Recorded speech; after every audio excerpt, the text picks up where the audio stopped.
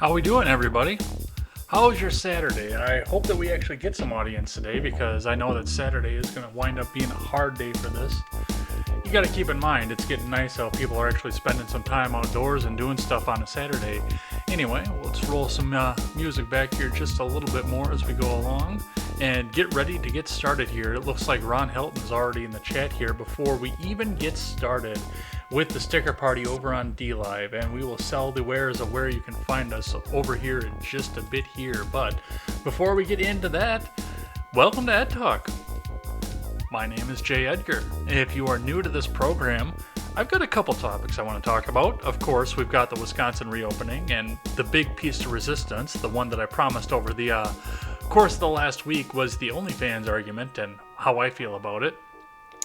And Justin Amash and how crazy he is. But if we don't get to all these topics, we don't get to all these topics because this show is for all of you guys. Because for the most part, I want to spend the next hour just answering listener questions, as many of them as I can get my hands on. So head on over into the chat. We are streaming live right now to DLive, YouTube, Twitch, Periscope, and Facebook. And if you're over on Facebook, get on into the DLive, the YouTube, or the Twitch channel, because otherwise I can't see anything that you're messaging out to me. I gotta get my hair cut at some point here. This is getting a little ridiculous. Well, let's rephrase that. It's not really getting a little bit ridiculous at this point because I might grow it out, but we're gonna get to that awkward stage, and I don't really want to do that on camera if I can help it. But well, it's either going to be get the haircut. God damn it. The mirror image. I'm looking at myself in the camera here and I'm trying to do the mirror image here. Anyway, it's either going to be get it cut because Wisconsin's opened back up, even though we'll talk a bit about why that's not completely true. We'll talk a bit about that, or I'm just going to grow it out until it's back down to the middle of my back and then donate it out again so people or somebody can have a wig who's going through cancer and chemo and needs that wig to go on. It's going to be one of the two. I feel like maybe I should do the second one because I do like giving to charity, but that's going to take a long time.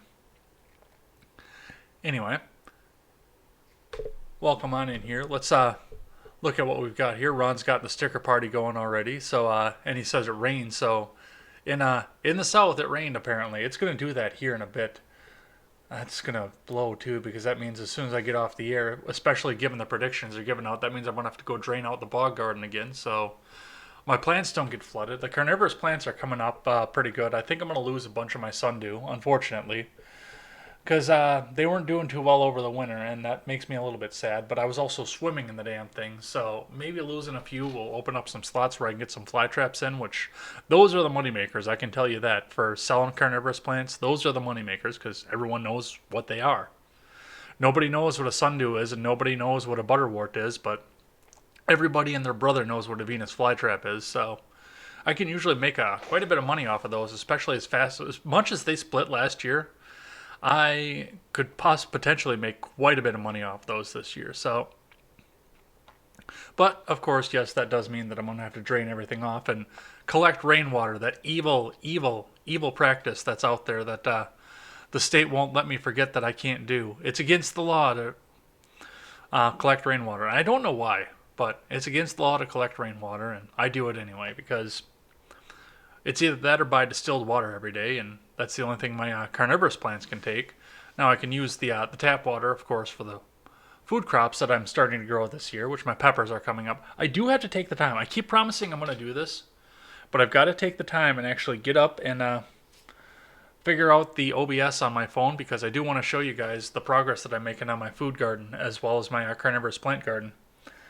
And it's going to be a matter of putting the Restream key into the Streamlabs on my phone, but when do I ever have time to do that? I get up, I do contemporary, I go to work, I come home, I sleep for a little while, and I go to work again.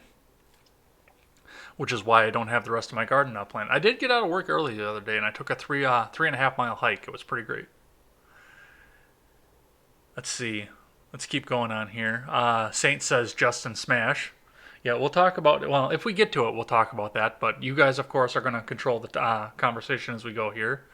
Ron says wear a hat during the awkward stage. Yeah, I did a lot of that when I was grew it the first time. I was, what the hell, how old was I? I was 19 when I grew it the first time. It took probably about 3 or 4 months to get through the awkward stage to the point where it was actually technically long.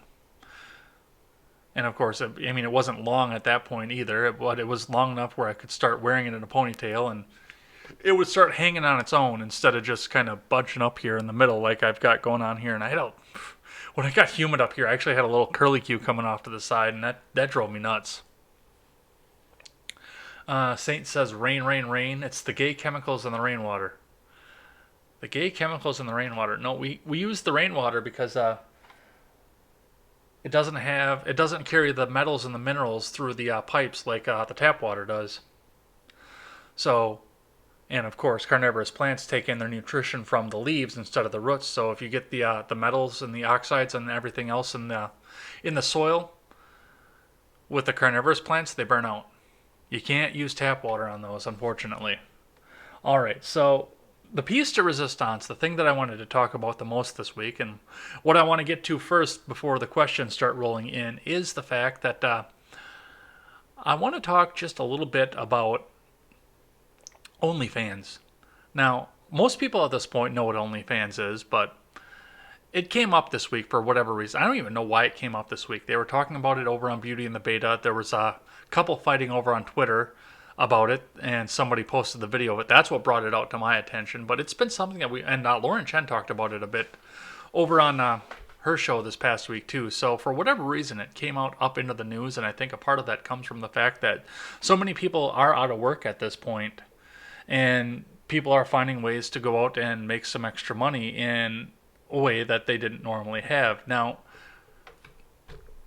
for those of you who don't know what OnlyFans is, which I don't think anybody in my audience doesn't know what OnlyFans is, but there may be people out there who watch this afterwards, or maybe some people over on Facebook don't know what it is. God, that's going to drive me nuts. I keep looking at it. Hang on. No, other way.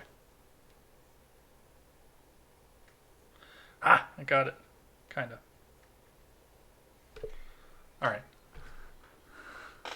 Anyway, OnlyFans is, I'm not completely sure what it is because I've never been on it, but I see a lot of people advertise for it for whatever reason that they're onto it. And, I have Instagram, I follow Instagram, and I follow a lot of different models because, I'm a guy, I like looking at girls, but I'm not going to pay to look at girls. That's going to be the big part of what's going on here. What OnlyFans is it's hard to explain, especially given the fact that you can Google titties and get pictures of titties flooded to your phone or computer or whatever the hell that you want for free without having to pay for it. But it does kind of simulate, from what I understand, the girlfriend experience for a lot of people out there.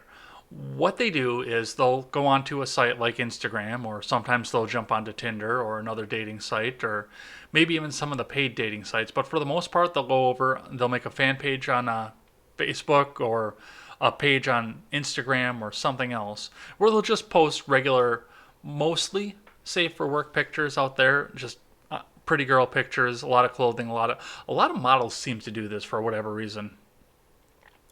So they'll go through and they'll just post these pictures and they'll get people interested in them based on the various kind of things that they like and don't like and whatnot and otherwise. And people will follow these influencers. Well, then they'll open up what's called an OnlyFans. And for the most part, from what I understand, this is a premium service, an organized premium service where they can go out and they can post a racier picture, or some of them don't even do that. Some of them are just posting out regular old other pictures. But they'll put out these pictures and they'll have exclusives on this website where they can go, where men or women can go on and pay extra money to go see pictures that you can't go out and see on the free sites.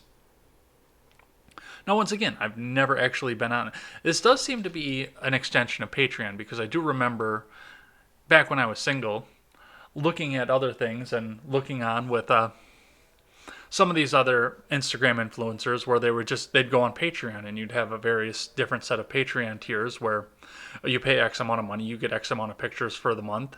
And if you go on to a different tier, you get Y amount of pictures and Y racier pictures, or you pay a God tier premium and then you get Z pictures and Z amount of nudity for that. And it was a basic thing. But from what I understand, Patreon started purging some of these people off. I remember the Sargon purge from Patreon when Sargon got boosted when he got booted off of Patreon, and how many people left. And I actually tried to reach out to some of these models who would never respond. A lot of them came off of my Instagram at this point, but I kept asking the same question. After the Sargon purge, how far down did your Patreon revenue go? Because I guarantee that a lot of people were jumping off Patreon at that point, a lot more than they would like to admit were, both following Sargon or various other kinds of alternative media influencers like myself who would use Patreon at the time. They were following a lot of those and a lot of these cam girls at the same time, and I do think that's a part of the reason that OnlyFans came up. Now, OnlyFans has been up for a few years at this point. It's not a new thing.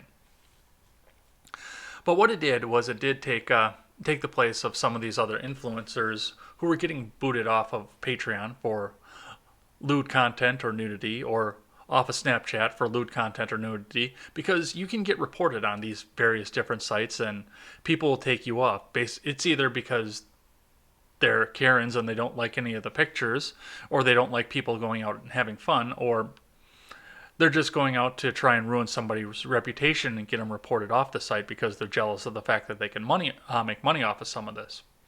So anyway, OnlyFans was born. It's actually out of London, which really surprises me because England has some of the more draconian laws out there for censorship and what's allowed to be on a site and what's not allowed to be on a site. But it is based out of England, and it's basically the same thing as what a Patreon tier would have been.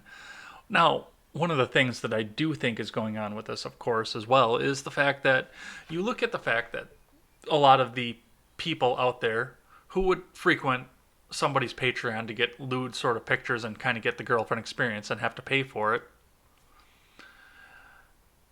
a lot of them are following various alternative media accounts and probably jumped off of Patreon at the point that they booted Sargon off.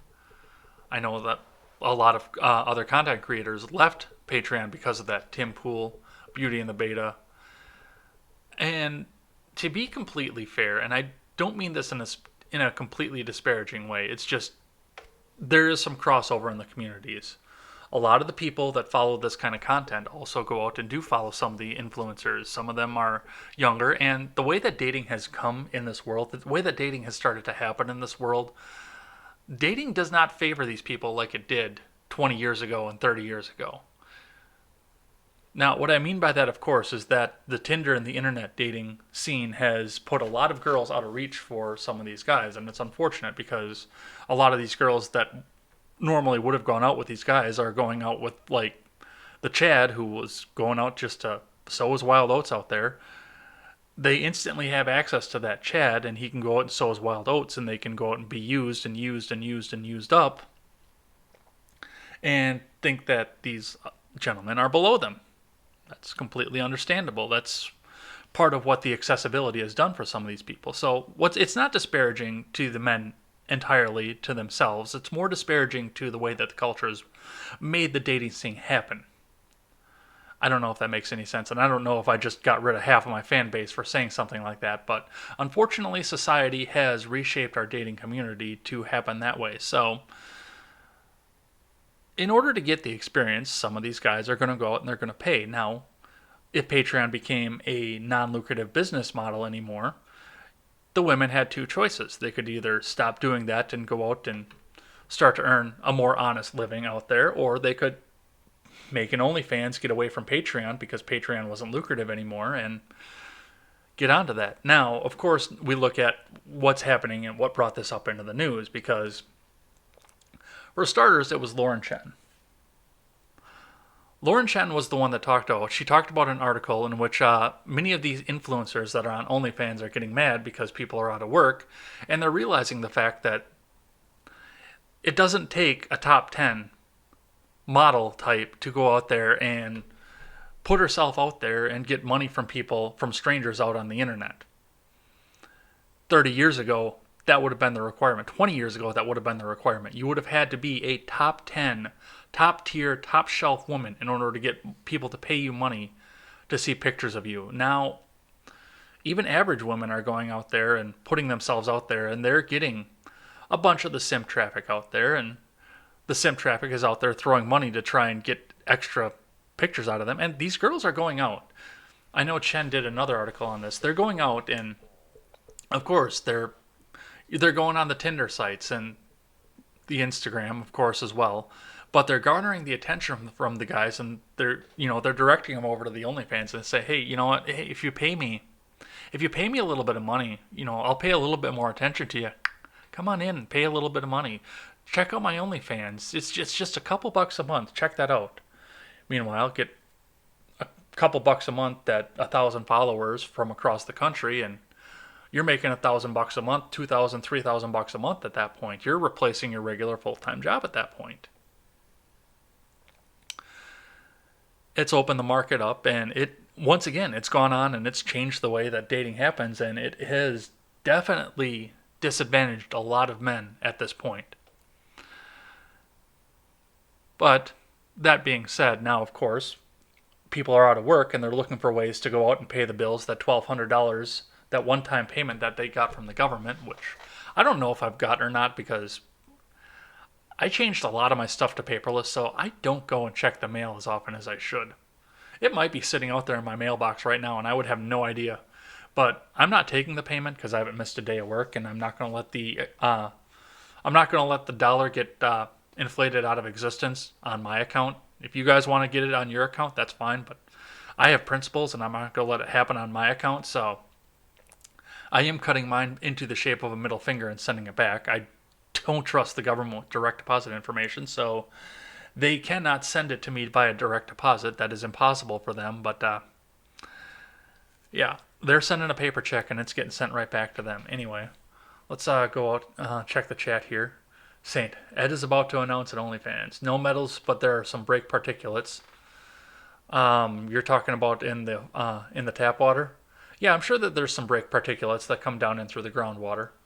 That's part of the reason we have to use distilled water, is because of what's going down in there. But there would still be brake particulates in like the swamps and the bogs that these things would naturally grow in, because they're adapted to grow in very nutrient poor soil. I actually have to use peat moss and a long fibered peat moss for certain other plants to get them to grow properly, because if you try and put them in regular potting soil, it'll be the same thing. It'll burn them out. But Ed is about to announce an OnlyFans. No, I'm not going to do OnlyFans. I could definitely do that at some point, but it's not going to happen at this point. Ron Helton says, my girlfriend thinks I'm a stalker. Well, she's not my girlfriend yet. Oh, I think we have an admission of guilt going on over here. Thanks, Ron. Anyway, with people being out of work and looking for a way to make some extra money to do this, and seeing the fact that you can go on Instagram just on the search tab and find 45 different accounts on the first 5 minutes of scrolling of people who have an OnlyFans out there that are making money hand over fist trying to do that. And it doesn't take a genius to come out and say, hey, you know what? Even if this is just temporary, I can whore myself out a little bit here and show off a little bit, and nobody will be able to find me or touch me, and I'll make tons of money off people on the internet who want to see me naked, because what do men like to do? They like to see women naked. It's a lucrative business model if the market isn't flooded.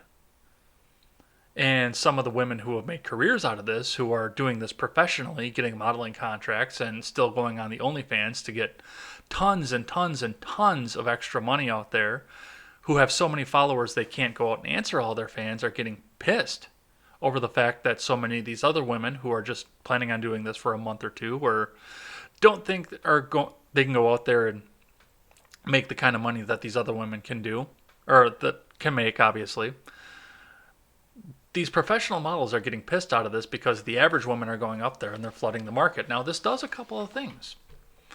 One of them I think is a good thing, and the other one actually I think is a little bit of a good thing too, if you think about it when you're going out there. So one of the things you have to think about when you're looking into this and looking at the fact that this is happening and going out there is the fact that the women that are going in with smaller accounts, that are starting out, that are more average, that are more down to earth, and are just doing this to try and get by for a little while, they're going to have some smaller audiences, especially given the fact that they're just starting out, which means they can have a more one-on-one, I don't want to use the word relationship, but that's the only word that fits here, because if I say one-on-one relationship, it implies that this is going into some dating things, and they're actually going out there for the express purpose of getting romantically involved, or trying to dupe somebody into the fact that they're getting romantically involved.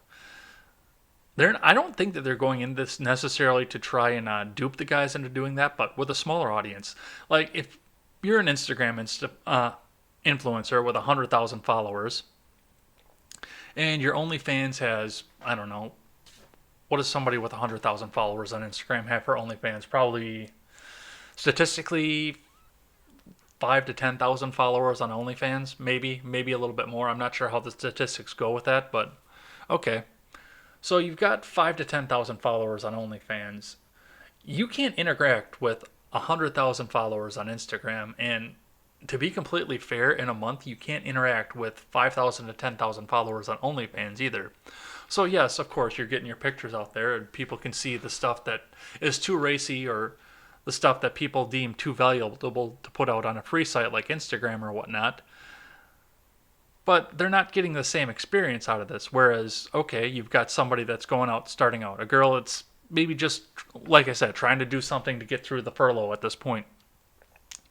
She's got, on the upper end, let's say 150 followers. It's still hard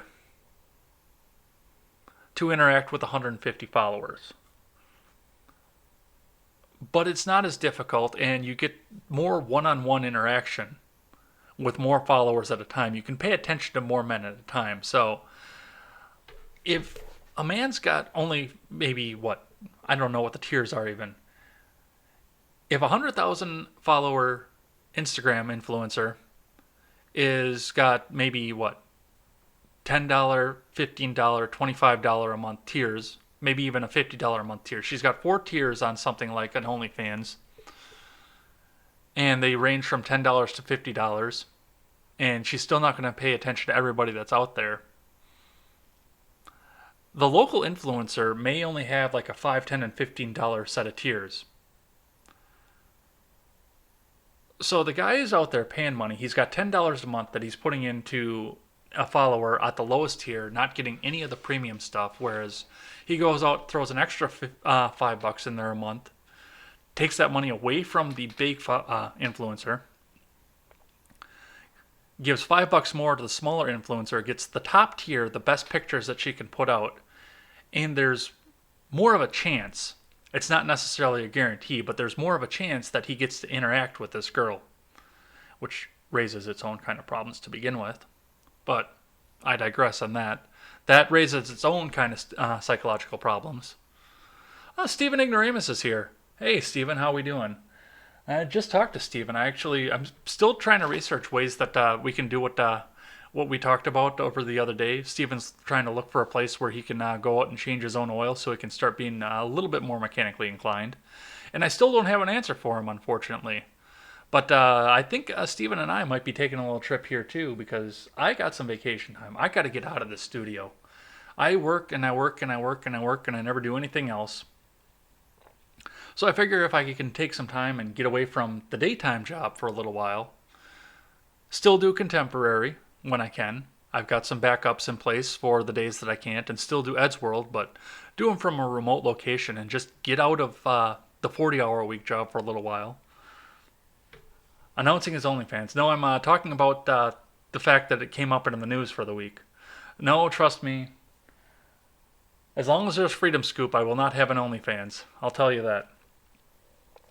But yeah, I figured go over, swing down into DC for a bit, stuff Ignoramus in the truck, and beat feet on down to Florida. We'll have ourselves a big Freedom Scoop reunion, or at least half of us. The East Coast Freedom Scoop reunion. We'll call it that. I think that's going to happen up here in the near future. I think I'm actually going to figure out what's going to work best, because I've got some bills paid up at this point. What's going to work best and actually put in the time this week. Because it's time. I need it. Anyway, I was talking about why there's such a problem with this. And of course, the people who are more accessible are drawing the viewers away from the people who have the big followings who are, and they're losing X amount of money a month because their tiers are more expensive and they can't interact with people. The other thing that I have going on with this, and I think this is actually going to be a positive, I think OnlyFans is a horrible idea. I think OnlyFans is one of those things that's making dating in this modern world with the internet and Tinder and everything else harder for people who aren't the 10 of the 10 and the cream of the crop. I actually think it's a terrible idea. It's going to ruin relationships. It's going to ruin people's chances for passing on their genes. It's going to ruin a lot of things out there. But the fact of the matter is, women are going out there. They have no money right now because they're furloughed. A lot of them, especially in the younger tier, the people that are going to go out and do something like this, who are going through college, they're waiting tables right now, or they're working in a retail store folding sweaters, or doing any number of other things that they can't go to work and do right now. So they're going to OnlyFans and they're flooding the market. And I encourage this behavior. I said this on Twitter the other day. I actually encourage this. I know a lot of people were out there saying, well, these women shouldn't be doing this at all. They shouldn't do this. They shouldn't go out and do any of this. I encourage this behavior. I think this is a good thing. And I think this is a good thing for a very, very pragmatic reason that a lot of people wouldn't think about to this point. Now, I would like to see OnlyFans fall. I would like to see something like, of course, there's always going to be a way for women to go out there and sell pictures for money. But I want OnlyFans itself to fall for reasons of the fact that they're public, necessarily. It's a public way to go out there and get men to empty their wallets for women they're never going to meet and they're never going to be able to pass their genes along with. And I want it to fall, but I want as many women out there to jump on this bandwagon and flood this market. Flood this market as deep as you can get it. Just flood it. Get as many women out on there. Because let's face it, not only are the women out there broke at this point and turning to OnlyFans because that's the only way they can do things, but a lot of the men who are frequenting this site are also furloughed at this point, and that money is going to start running out at some point. Especially if some of these small businesses fall, that money is going to start running out at some point. And the more people you have on there with the less money that's flowing into there because people are going to start cutting their OnlyFans because they got to eat, pay rent, pay electric bill, and that's all going to start coming due. Even the people, like the electric company that I go through, they sent me a letter right at the beginning of this and said, we are not going to shut off electricity for anybody during the pandemic. That's all going to come due all at once. I hate to tell you this. That is all going to come due all at once. That back rent is all going to come due all at once. That back cable is going to come due all at once. All that back pay is going to come due all at once. And OnlyFans money is going to go out the window, especially when the market is flooded with people who are trying to make extra money. And they're going to drive this down into the ground to the point where this is not a lucrative business anymore at all.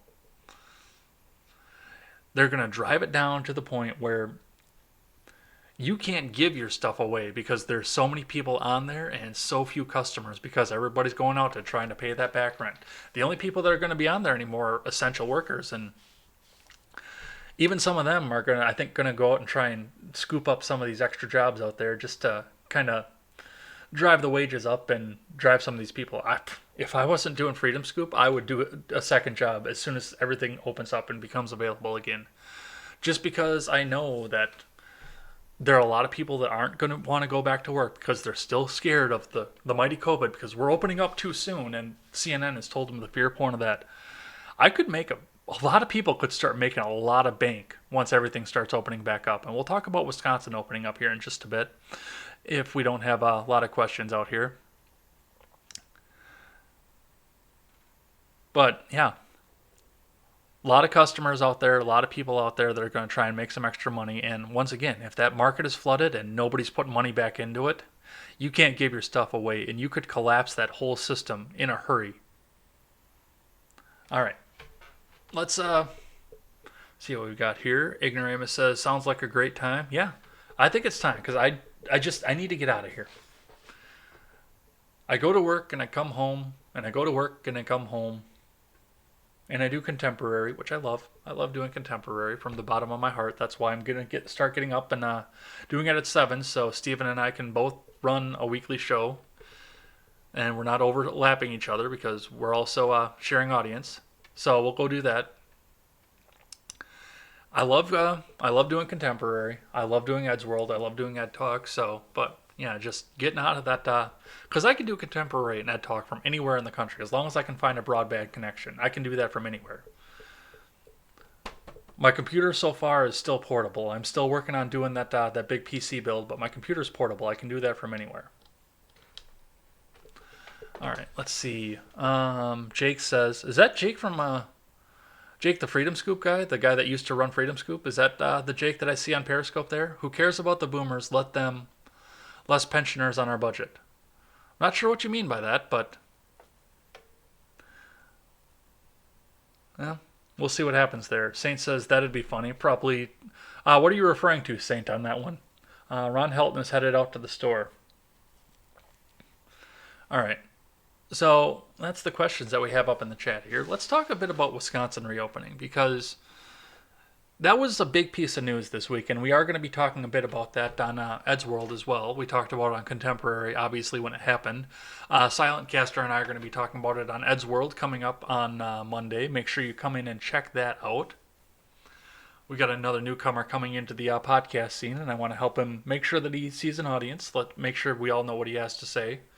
But come and check that out. But Wisconsin is open at this point. It's not technically completely open, and we'll talk a bit about what happened. But to back up to see what happened, a couple weeks ago, a lawsuit started making up through the circuit courts and wound its way up onto the Wisconsin Supreme Court, stating that, of course, Governor Evers' executive order went past the 60 days that he was allotted because they're only allowed to have 60 days. Until they have to, according to our Constitution, after 60 days, an executive action is null and void, and they have to start working with the legislature. They actually have to do it legislatively at some point. And May 26th was well beyond the 60 days. We've been going strong since the beginning of March under lockdown. 2 weeks to flatten the curve. And we passed 60 days, and somebody sued because, of course, that is beyond the scope of the executive branch of this state. It made its way up to the Supreme Court, and on a 4-3 decision on the Wisconsin State Supreme Court, Evers' executive order was considered to be unconstitutional, and Wisconsin was allowed to open up back for business. Now, the first tweet that I saw from this, collapsing the market. Yeah, that would be funny just to see how that would work on that. Now, of course, the day that it happened, the first thing that we saw was a picture from a bar over in, I believe it was in New Glarus. Yeah, because that's in Greene County, and that's one of the counties that's open. A bar in New Glarus where people were sitting out and drinking beer because they haven't been able to go to the bar and drink beer for 2 months at this point. And of course, it was the idiocy that everybody was saying on Twitter that as soon as it was open, everybody went out to the bar and gave each other coronavirus. First off, there are just some ridiculously low number of deaths in this state. This is a 3 million person state. We've had like 700 deaths in the entire state. Throughout this entire thing, we've got like, 4,000 cases confirmed of coronavirus in this state out of 3 million people. I think the curve is flat here, to be completely honest. That's just me. That's just me looking at statistics, weighing out the numbers, looking at percentages, and saying, yeah, I think the curve is flat at this point. And people are not going to the hospital because they're afraid to, because they don't want to go in and interrupt the flow of coronavirus patients. The hospitals are empty. Their people are getting furloughed at this point. Yes, I understand, of course. I am with a lot of the people out there that say that, okay, for the first couple weeks in this, we didn't know what was going on. We had no idea how this was going to affect the population, and for the first couple weeks, we didn't even know what the fatality rate was going to be. Now we're starting to understand that this is actually a very low fatality rate, and a lot of people probably had this and were asymptomatic, and we can start being cautious and start going out into this. And we'll talk a bit about some of the steps that went along with that as well, but one of the retweets that I saw of that bar picture that was saying that everybody was an idiot for going to the bar and spreading COVID to each other was the first thing that I saw on the top of there was Wisconsin orders businesses to open up immediately, which is not the case. That is not actually what happened when the Supreme Court overturned the executive order. The Supreme Court got the government out of the way is what happened. See, the government can't force business to open.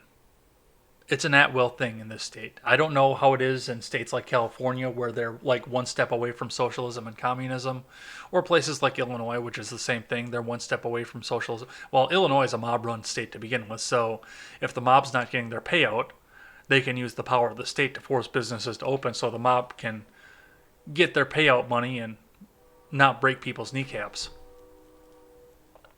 And of course, New York is another one too, where I'm pretty sure that they can force businesses to open because they're a step away from communism. They can force them open and force them closed at will. Wisconsin cannot force a business to open. It is an at-will state. Now, yes, the executive order could say, okay, you're shut down for a little while because we've got to have this, these precautions in place, and you can't do your job without having these precautions in place, and we got to discourage people from going out there. That's what we saw in Michigan. That's what we saw in Wisconsin. But they can't force a business to be open. Saint says, no one knew what the fatality rates were going to be, but we did know one thing. No one makes it out of here alive. Yeah. Well, yeah, that's true. Everybody's going to die at one point. One of the things that I thought about, too, was at the beginning of this, or once we started realizing what was going to happen, and I stopped being afraid of the virus, because I know the projections were out there that there were going to be millions of people dead around the world, and possibly even get to a couple billion people if this was going to have Spanish flu-like death rates across the world. 2% is huge. You're talking like 20 million people gone out of the world, out of 7 billion people. 1 to 5% of people just dying from this disease. But of course, we're not getting rates like that. Hey, look, the train is going by and interrupting my live stream. Hi, train.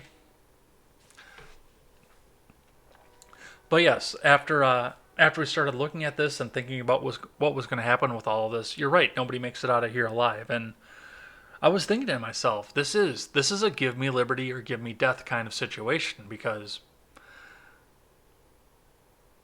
either put me to death, which would be what the coronavirus would do.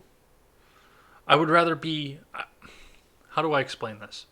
I would rather be free and dead than imprisoned and alive.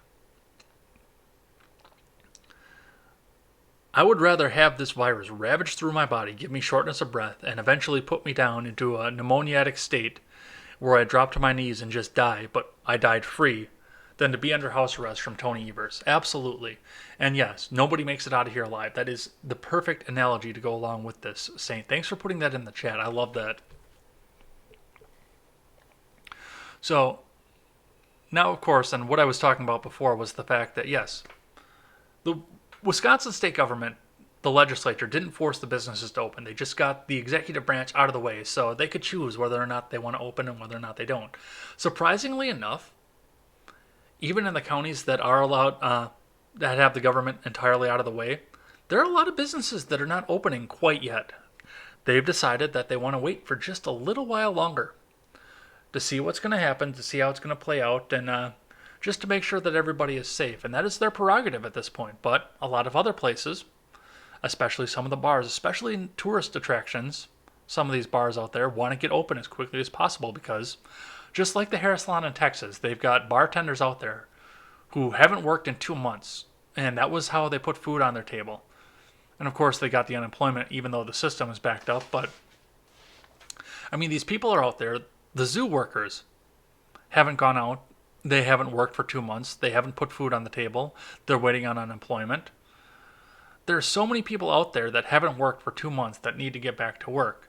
And the bar owners need to get some revenue back out there and get some money flowing back again. And they need to get their people back out onto the floor so they can qualify for that sweet, sweet government loan and not have to pay it back. So these people are making a calculated risk as to whether or not they want to, whether they want to be open or closed. But a lot of them are choosing open right now if they're allowed to, because that means that people can start feeding their families again. They can start paying their mortgage or their business mortgage or their business rent. They can start paying all these bills that have piled up for the last 2 months. And people can start chipping away at that 2 months of back rent that they've got sitting out there, or that 2 months of back electricity. They can start chipping away at a lot of this stuff. So a lot of people chose to open. Now, Milwaukee County, Dane County, and Rock County, and I believe Brown County as well, have all chosen at this point, I think Eau Claire County too, now that I think about it correctly, have all chosen at this point to remain completely locked down at this point outside of the state government's orders. Or not orders, but outside of the state government getting the executive branch out of the way. They have chosen that it is safer for them to stay closed at this point at a local level. So their decision aren't affecting people in places like Winnebago County or Pepin County or Greene County or places like that. So at a more localized level, they're deciding that it's still time to stay open. And they've got fewer and fewer people to answer to. Remember, Evers has to answer to everybody in the state, but the county commissioner in Brown County only has to answer to the people of the city of Green Bay and various other small communities around Green Bay for the most part. Brown County is Green Bay Metro. There's a little bit more to Brown County, but not much. Or Rock County, city of Janesville, and a few surrounding towns, or Milwaukee County, which is essentially city of Milwaukee, and the suburbs, which most people still consider Milwaukee. But they're answering to a lot fewer people, and they're doing what they think is best for their specific constituency. And like in Milwaukee, I could actually understand that. In Madison, I understand it because it's Orange Man bad. Dane County and Madison itself are just doing whatever is in defiance to the Republican president of the United States. That's how they're operating things. But like Milwaukee County, like New York, they all live on top of each other. To get them to keep from going out for a few more weeks, it's probably still in Milwaukee County's best interest, for the most part. Yes, it's going to suck for the businesses, but for the most part, that's probably still in their best interest for a little while longer to see how this all goes and turns out. But out in the country, they're small, like there's this little pizzeria down the road from my parents' house that gets like, I don't know, it's way out in the country, so like somebody driving down the road isn't going to see the thing necessarily, but it's just this little tiny place and they don't get a lot of people there. They could probably be fine opening up in that county. Or the restaurant that my mom works at, they could probably thin out a little bit their dining room and get away with opening and be completely safe. And that does get a lot of people from out of town, so that would be an iffy one at this point, because you still got that traffic coming in from people wanting to go tourism. It's like right on it's on one of the major tourism highways in the state, so they might have to do some adjustments, maybe take a few tables out so they could thin out the dining room, but they could probably get ready to start opening. But Milwaukee, yeah, they could probably use to stay closed for a little while longer. But it's at a local level, and there are other places in some of the opened up counties that are just saying, we're not ready to do this yet. It's still a safety risk to our workers and to our customers, so we're going to stay closed for just a little while longer, but nobody's forcing them open at this point. They are making a calculated decision based on the financial needs of their workers, the financial needs of the business, and the customer base to decide whether or not they can open without the government intervention. And that's how this whole country should have been in the first place. The national lockdown in the beginning, yes, I understand, because we didn't know what was going to happen. But once the 2 weeks to flatten the curve was done, then it needed to go start kicking down to more local levels. And for the most part, we saw some states starting to do things. Chancellor Whitmer was a big one who decided that she wants to keep her state closed indefinitely. We know Garcetti is going down now to at least the middle of July and possibly indefinitely longer.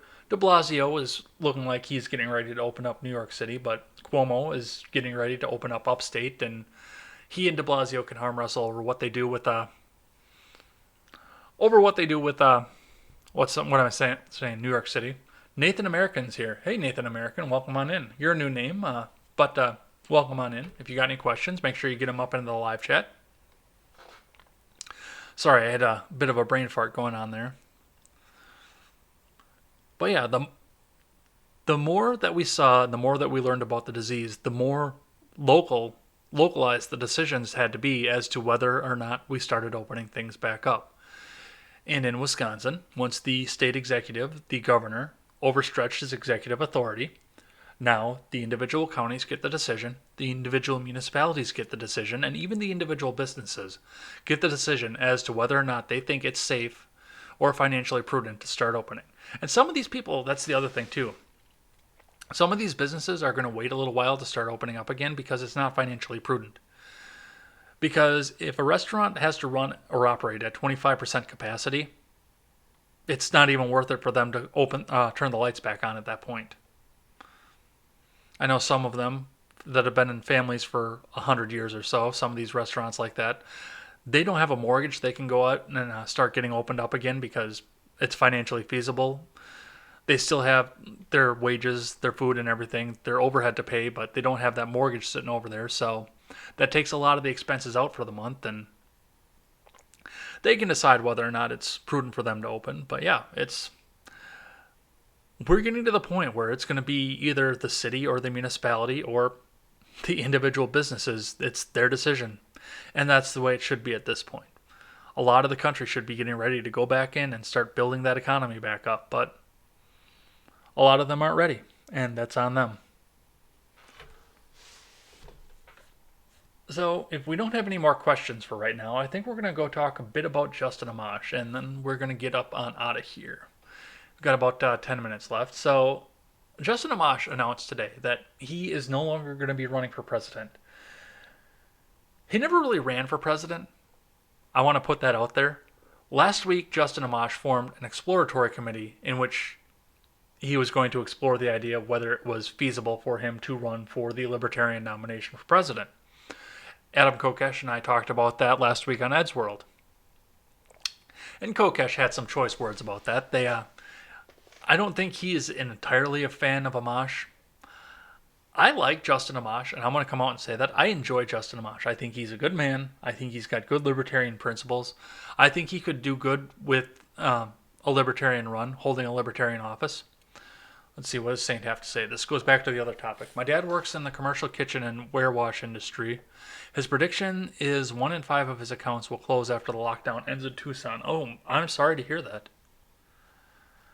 But that's the other thing that we've got to think about is some of these businesses didn't have the capital to stay open for a little while. But as I always said on Contemporary, and I think I said it on Ed Talk a few times too, I think we do have a lot of entrepreneurial spirit, and a lot of people during the lockdown did think about and discover their love for home cooking, their love for volume cooking, and the love for baking.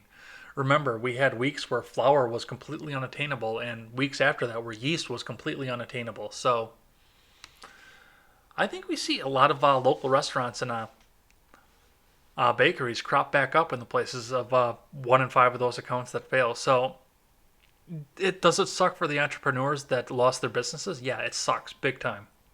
And I hope that they can recover and they don't lose everything in that. But the silver lining is we do have the space and the commercial property available for a new crop of entrepreneurs to come up and jump up in their places, possibly employ some of these people and get them up to a financial situation where they can go out and try the entrepreneurial spirit again.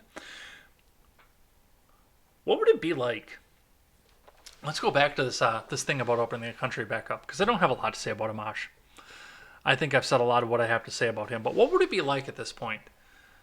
If, okay, we've got this new crop of entrepreneurs that jumped up into the place of a lot of these other people who lost their businesses. What do you think it would happen? Okay, these new people fill the businesses in, employ the people that lost their jobs, and start getting them up into a financial state where they're stable again. They still have the entrepreneurial spirit, the experience to do this, and the drive to do it again. I know some of them are going to be afraid to ever go out and venture business and capital back out again because they lost everything in that, but some of the other ones just hate the idea of working for other people. And they're going to use that to their advantage. They're going to take advantage of the situation, and once they get back up on their feet, they'll go out and start a business again. What if this doubled the restaurant industry? Because so many people want to go out there and try their luck in it. Well, there's a downside to that, obviously, because if you flood the market, then there aren't going to be enough customers to go out to the restaurants to eat. But what if this doubled the opportunity and doubled the demand for workers, furthermore driving the wages of the restaurant industry up? Or the retail industry, because the restaurant industry is going to start sniping the retailers out. What if this doubled the demand for workers in this industry, while people were going out to have more professional jobs and started driving wages up again? What if this all had a silver lining? How awesome would that be if we got the biggest and best silver lining up out of this natural disaster? And we didn't have the Progressive Socialist Party jump up into office, or the Green Party, God forbid, jump up into office somewhere and shut this all down and tax everybody back out of existence and completely fuck the economy. Let's see, Ron Helton says it'll take a little time to restart. It will take a little time to restart, I understand that, but I think there's a 50-50 shot this turns out to be a really, really good thing, because a lot of people discovered their love for food and have a little bit of money left over to take over some of these businesses that dropped, and a lot of people out there are going to discover their love of not having somebody tell them what to do for work every day. Pima County is so anti-small business, it's not even funny. Where's Pima County? I guess I'm not sure where that one is. So it won't happen in Tucson. Okay, that's Tucson. That's in Arizona. I wasn't familiar with the name Pima County. Well, that's the other thing too. We're looking at a lot of other things and a lot of other demographic shifts around this country as well. Little Hat Shapiro came out and said it the other day, and he's absolutely right. I think that with Garcetti coming out and saying, yes, we're going to stay locked down until July, and with now Rogan and Elon Musk going out there saying, well, we don't want to be in California anymore because we're being taxed to death and the county is telling us we're not allowed to open, you might start seeing a mass exodus out of places like Tucson and Los Angeles. A lot of exodus out of these places where they're being starved and strangled to death. Allie Stuckey talked about it on her podcast the other day. I listened to that while I was on my hike yesterday. And she said the same thing. A lot of these people are going to get up and move out of New York, Chicago, and Los Angeles because they can't do it anymore. They can't deal with it anymore, and they can't run a business there anymore. And you do have to remember that when they're going to be in places like that and they're going to move out of places like that, they need to leave their voting patterns and their big city Los Angeles and New York City values behind in New York City and Los Angeles with them. If they're going to leave these places, they can't go into a new place and start voting the same way that they did, because they're going to wind up in the exact same boat that they were when they were driven out of these places. They went in, wrecked the economy, and came back out. Matt Johnson says, anyone in LA is welcome to come and join the LA County LP. It's one of the reasons Phoenix grew so quickly. Oh, because Tucson is so anti-small business. I don't know if Britt is in here. I think she's already in the LA County Libertarian Party. I am nowhere near Los Angeles. Ron Helton says, Elon Musk says he will leave Cali, so he's considering Austin or Tulsa. What's the point? Exchanging one liberal area for another. True, but he does leave behind some of the state taxes because remember, Texas has like no state taxes whatsoever. So he's going to make money hand over fist, and he's going to still have the liberal values, but he's not going to have the overbearing state government sitting over him. What I think Elon Musk should do is he should go up, and there's a plant in eastern Minnesota that is getting ready to shut down with all the jobs being shipped over to Turkey right now. Yes, globalism is still happening with that, and he should go up and take that over. I wish I could get an ear with Elon Musk, because Minnesota is still democratic, so he still gets to live his values, whatever the hell they are, but with a lower state tax system, lower state regulations, and a workforce that's out there ready to work. They already have all the jobs in the place filled, so they want to keep working. They will, and they know how to make car stuff. They've been making heavy truck stuff for a while, but I mean, you retool and retrain, and they already know how to make car stuff, so it's just a matter of a little bit of retraining. I think Elon Musk should go take that plant over. Anything I could do to get an ear with Elon Musk and actually put that idea in his head, I wish I could get the chance to do that because I would make a lot of people in that little area happy. Let's see. Texas, big oil does not allow Tesla to sell cars there. That's a shame. Tesla is a cool... I would own a Tesla. And this is a person who will not buy an EcoBoost F-150. I would own a Tesla. They're cool cars. They're actually a little bit peppy. I've driven one before. They've actually got a little bit of pep for them. Yeah, that sounds like a better location. Yeah. And there's a workforce there ready to go. You can just take them over from the old business that he'd be taking over. No, Tesla, it's not the it's not the millennials electric car. It's the Gen Z electric car. They got a little bit of pep. They got a little bit of fun. They can go for miles and miles and miles on a charge. It's not like the Leaf where you can only kind of do some in-town stuff and you start to get worried if you go out of town because nobody's got a charging station. The Tesla can go and go and go. They're cool cars. They're cool looking. They're comfortable. I would own a Tesla. And once again, this is coming from somebody who will not own an EcoBoost. Because I'm a big V8 guy. But man, I would own a Tesla. Absolutely. They're cool cars. And Texas is well, I understand it's the oil interest in there, but Texas is foolish if they won't allow Tesla to be sold there because it's a cool car. It's a lot of fun to drive, and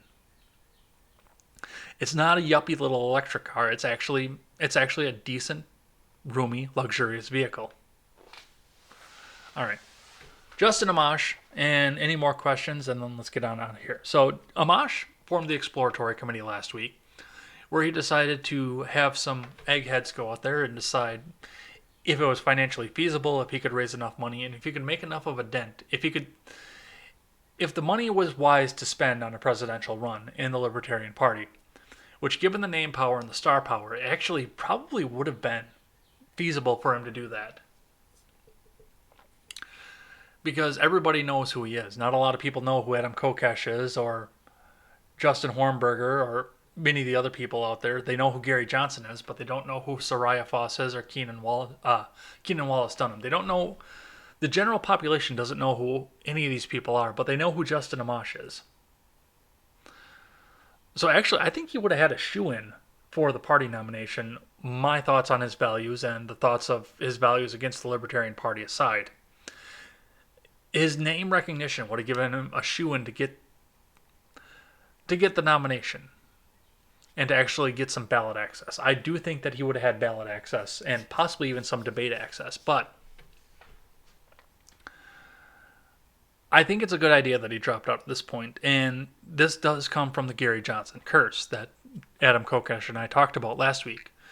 For the last 4 presidential cycles, the Libertarian presidential nominee has been a washed-up Republican who couldn't make it in the Republican Party anymore. Justin Amash has been out of the GOP for exactly 5 seconds at this point. He ran his last seat in the GOP. He decided to strike his colors during the impeachment, which we knew it was coming anyway. He decided to strike his colors during the impeachment and drop the GOP designation. And then he decided he was going to stop running for his House seat, which I don't know what he's going to do after this at this point, because he's not going to run for president anymore. And as soon as I heard the talk that said that Justin Amash was planning on running for president, and once again, I like Justin Amash. I think he's an okay guy. I've read some of his platform. I think he's actually got a decent platform. But the problem that I have with Justin Amash running this time, notice I didn't say don't ever run for president, because I think he could do it, especially in the LP. I think he could do it. But not this time. He's been in the LP for exactly 5 seconds, and before that he was GOP. I advised wait until 2024. And there's a reason that I said wait until 2024. If you wait until 2024, you can go run for your House seat again. Absolutely. You can do it in 2020 and 2022. So by the time 2024 runs around, we have a really, really good idea for Justin Amash as to whether or not the people of his district like Justin Amash or whether they like the GOP. Because there's a very big difference between the two. And we have no proof right now that Justin Amash can get elected as a libertarian. We know he can get elected as a Republican because he's done it. He's done it in liberal Michigan. He's managed to get elected as a Republican. We don't know if he can get elected as a libertarian, but, if he sat in his seat for 2 more terms, 2020 and 2022, we would know definitively if he can get elected and reelected as a libertarian, or whether or not the voters in his district want the GOP in. We'll know if it's Justin or if it's GOP. And then, of course, if he gets reelected twice, we know he's got some staying power. We know he'll stay with the party. And he'll have 2 terms at that point to, especially with the name recognition that he has, to get his agenda out there, to get his libertarian agenda out there. Now, I don't know who's going to win in 2020. I'm right now, currently, at the point of leaving the top of the ticket blank. Even if he leaves Congress, he'll have a great LP showing if he stays in and runs in 2024. Yeah, being a former congressman with LP experience. Yeah, I understand that, but I do want to see his ability to get elected with the LP. I do want to see that before I would put my endorsement behind him. What's really, really funny about Justin Amash right now is the fact that all of left-wing Twitter is telling him, okay, well, Justin Amash was running for the LP, and all he was going to do was take votes away from Biden. He wasn't going to take any votes away from Trump, which I could see some merit in that. Oh, yeah, of course, that's preferable. Yeah. No, I want to see him get elected as libertarian, because I do want to see what the people have to say about a libertarian in government. And I don't know why these LP guys all go straight to the presidency. That I don't understand. Because there are House seats, there are Senate seats. Bernie Sanders can win as an independent, and he's a fucking communist. And he can win as an independent. Why can't these LP guys go and infiltrate some of these other seats? The House, the Senate, the governor's mansion, state assemblies, state senates, state legislatures, county boards. Why can't they get in on some of these seats? I know that Johnson was a governor at one point. Oh, we're going to do this again. Hey, Ron, you want to take care of this for me? Not a fan of Amash. Will the slogan be vote libertarian no matter who? I don't know. I do want to see what their platforms are.